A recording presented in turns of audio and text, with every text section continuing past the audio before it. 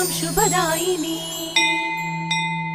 श्रीपद्ममध्यवसिते वरपद्मनेत्रे श्रीपद्महस्तचिरपूजित पद्मपादे श्रीपद्मजातजननी शुभपद्मवक्त्रे श्रीलक्ष्मी भक्तवरदे तव सुप्रभातम्। जाम्बोनदाभसमकान्ति विराजमाने तेजोस्वरूपिणि सुवर्ण विभूषणाङ्गी सौवर्ण परिवेष्टित दिव्य देहे श्रीलक्ष्मी भक्तवरदे तव सुप्रभातम्।